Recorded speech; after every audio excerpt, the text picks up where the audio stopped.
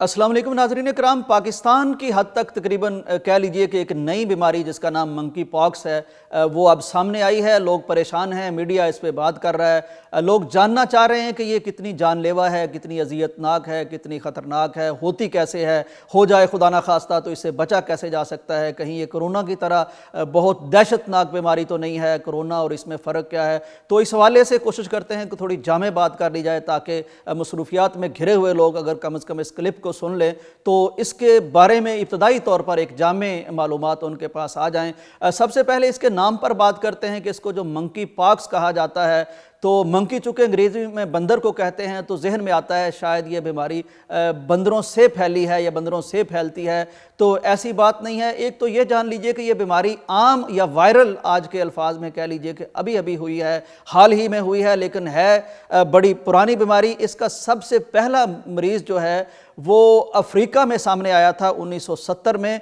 इसको monkey pox क्यों कहा जाता है? वैसे मैं आपको ये भी बता दूं कि WHO यानी आलमी इदारा सेहत ने अब इसका नाम मंकी पॉक्स से बदलकर एम पॉक्स कर दिया है। वो भी शायद इसी गलतफहमी की वजह से कि लोग इसको बंदरों से मुंसलिक ख़ास किस्म की कोई बीमारी समझ रहे हैं, तो इसलिए नाम भी बदल दिया गया। सब इसका मंकी पॉक्स नाम इसलिए रखा गया कि सबसे पहले जो केस सामने आया 1958 में डेनमार्क की एक लेबॉर्ट्री में दो बंदर रखे गए थे किसी तजर्बा के लिए। तो सबसे पहले ये जो दाने मंकी पॉक्स के हैं या एम पॉक्स आप कह लीजिए, तो सबसे पहले चूँकि बंदरों को ये बीमारी हुई इसलिए उस वक्त इसका नाम मंकी पॉक्स रख दिया गया, अब इसको एम पॉक्स कर दिया गया है। तो अगर ये बंदरों से नहीं फैलती तो फिर ये किन जानवरों से फैलती है? इस हवाले से अगरचे साइंसदान किसी हतमी नतीजे पर नहीं पहुंच सके, लेकिन एक जो रिसर्च सामने आई है, कहा यह जाता है कि अफ्रीका के चूहों का बहरहाल इसको ज़्यादा आम करने में, फैलाने में एक किरदार ज़रूर मौजूद है। मंकी पॉक्स हो जाए तो क्या होता है? इसको आप यूँ समझिए कि जैसे चीचक एक बीमारी पहले से मौजूद है जिसमें जिस्म पर दाने निकल आते हैं, ये उसी कबील की, उसी किस्म की एक बीमारी है। इससे सर दर्द होने लगता है, बुखार आ जाता है, सांस भी फूलने लगती है और जिस्म पे दाने निकल आते हैं, उन दानों में मवाद पैदा हो जाता है। और इसकी तशख़ीस का तरीका भी यही है कि ये जो मवाद पैदा हो जाता है उसको PCR यानी वो आप जब लेबॉर्ट्री में ले जाते हैं तो उस मवाद से वो टेस्ट करते हैं कि ये मंकी पॉक्स बीमारी है कि नहीं है। इससे बचने का तरीका कार क्या है? बचने का तरीका यही है, एक तो बड़ा खूबसूरत तरीका हमें शुक्र करना चाहिए कि कोई भी बीमारी आए उसमें जो इस्लाम ने हमें एक सफाई का और क्लीनलीनेस का जो हमें अल्लाह ताला ने एक सबक दे रखा है, प्यारे पैगंबर ने, अत्तहूर शत्रुल ईमान, सफाई या तहारत वो हिस्सा है हमारे ईमान का या हमारी सारी उस शरीयत का। तो असल इसका बचने का तरीका ये है कि आप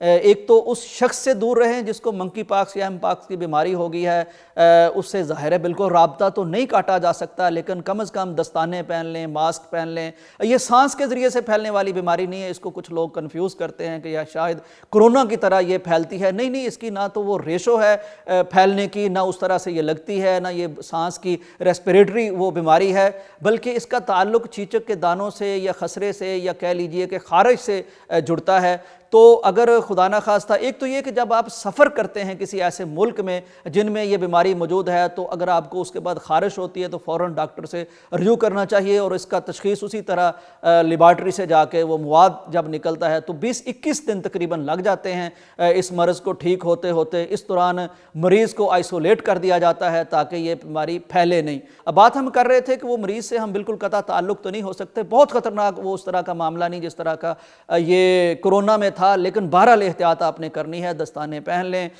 मास्क लगा लें और जो मरीज़ के ज़ेरे इस्तेमाल बर्तन हैं उनको बहुत अच्छे तरीके से साफ़ करें, सफाई रखें, ज़्यादा से ज़्यादा नहाएं और साबुन इस्तेमाल करें। फिर ये कि आप जंगली जानवरों को जिस तरह के तजवीज़ कर रहे हैं डॉक्टर्स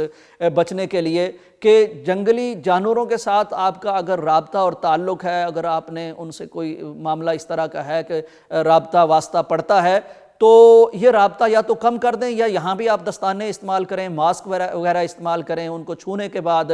آپ اچھی طرح صابن سے ہاتھ دھو لیں، ڈیٹول سے ہاتھ دھو لیں۔ اس کے پھیلنے کا جو معاملہ ہے وہ جانوروں سے بھی پھیلتی ہے، اور اگر کسی کو خدا نخواستہ ہو جائے اس سے بھی آگے پھیلتی ہے۔ جانوروں سے کس طرح سے پھیلتی ہے؟ اس طرح سے پھیلتی ہے کہ جانوروں کا یا تو لعاب لگ جائے، یا ان کا جسم ٹچ ہو جائے، یا ان کا فضلے سے ایکسپوجر انسان کا ہو جائے، تو اس سے یہ بیماری پھیل سکتی ہے۔ اور جس شخص کو متاثرہ شخص کے ساتھ ملنے جلنے سے اور یہ باڈی ایکسپوجر ہونے سے بھی پھیل سکتی ہے، اس کے ذریعے استعمال چیزوں کو چھونے سے یا استعمال کرنے سے بھی پھیل سکتی ہے۔ تو جتنی احتیاط ممکن ہے وہ کرنی چاہیے۔ اس کے پھیلنے کی ریشو کرونا سے بہت کم ہے، اللہ کا یہ بڑا احسان ہے، بڑا شکر ہے۔ پھر یہ اتنی مہلک نہیں ہے، اگرچہ اس سے اموات ہو سکتی ہیں جیسے کہ ہمیں بتایا جا رہا ہے عالمی سطح کی ریسرچز میں، لیکن یہ اتنی زیادہ خطرناک نہیں ہے کہ لازمی طور پر یہ اس سے بندہ فوت ہی ہو جاتا ہے، بلکہ یہ تقریباً 20-21 دن میں بندہ آئسولیٹ ہو جائے تاکہ دوسرے محفوظ رہیں تو اللہ تعالیٰ اس سے شفا عطا کر دیتا ہے۔ پاکستان میں ابھی تقریباً چند ایک کیس، ابھی تک تو 2 کیسز سامنے آئے ہیں، لیکن بہرحال جب یہ چیز ہمارے پاکستان میں آ گئی ہے، اور ایک ہم کثیر آبادی والا ملک ہیں، اور ہم انسانوں کے ساتھ ملتے جلتے ہیں، معانقہ کرتے ہیں، مصافحہ کرتے ہیں، یہ ہماری ٹریڈیشن ہے اور یہ اسلامی احکام ہیں، تو اس میں ہمیں کچھ احتیاط کرنی ہوگی، خصوصاً ایسے مریض جن کو اس کا شک ہو جائے۔ مسئلہ یہ ہے کہ یہ یعنی آپ خدا نخواستہ کوئی شخص متاثر اگر ہو جاتا ہے تو دانے نکلنے سے پہلے بھی یہ آگے ٹریول ہو سکتی ہے، یعنی وہ ایک کیریئر ہو سکتا ہے، تو اس لیے جتنی احتیاط ممکن ہے وہ ضرور کریں۔ اور خاص طور پر ہمیشہ ہم یہ آپ کو بتایا کرتے ہیں کہ ہمارے دین اسلام نے جہاں ہمیں صفائی کی بات بتائی ہے، وہیں ہمیں صبح شام کے اذکار بتائے ہیں، اور ان میں خاص طور پر جو صحت کے حوالے سے دعائیں ہیں وہ اتنی جامع دعائیں ہیں کہ دنیا کی کوئی بیماری اگر آ جائے اور یہ دعائیں پڑھ لی جائیں تو ان کا معنی اگر دیکھیں، ان کا انطباق اگر دیکھیں، ان کی تطبیق اگر دیکھیں تو اس سے تحفظ اور بچاؤ کا ان میں معنی موجود ہوتا ہے۔ اب مثلا ہم یہ دعا پڑھ سکتے ہیں اللہم انی اسألک العفو والعافیہ، یہ لمبی دعا ہے، لیکن اگر ہمارے ہاں چونکہ اس طرح سے چیزیں یاد نہیں ہوتی یا پڑھی نہیں جاتی، اور کچھ بزرگ لوگ بھی ہوتے ہیں تو وہ یہ دعا اگر پڑھ لیں، اتنا بھی پڑھ لیں اللہم انی اسألک العفو والعافیہ، یہ اے اللہ میں تو اس سے عافیت کا اور معافی کا سوال کرتا ہوں، تو اس سے بھی انشاءاللہ تعالیٰ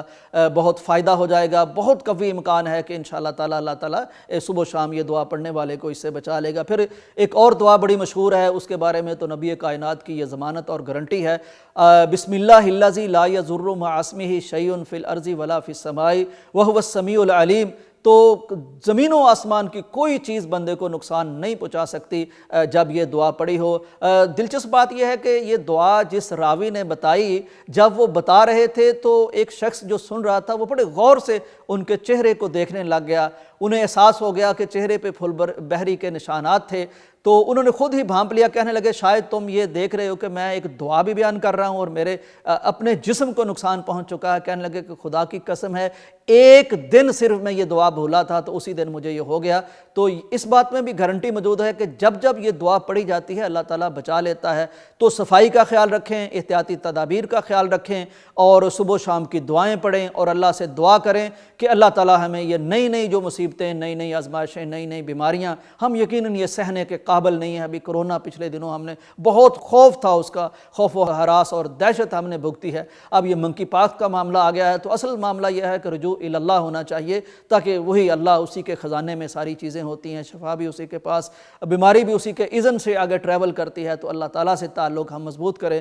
اللہ تعالیٰ ملک پاکستان کی حفاظت کرے، آپ سب کی صحت اور سلامتی کی حفاظت کرے، ہماری فیملیوں کی حفاظت کرے، ہمارے بچوں کی حفاظت کرے، ہمارے والدین کی حفاظت کرے۔ اللہ تعالیٰ ہمیں صحت اور ایمان اور عافیت والی کامیاب زندگی عطا فرمائے، اور اللہ تعالیٰ ہمیں بہترین آخرت نصیب فرمائے۔ اجازت دیجیے، اللہ حافظ۔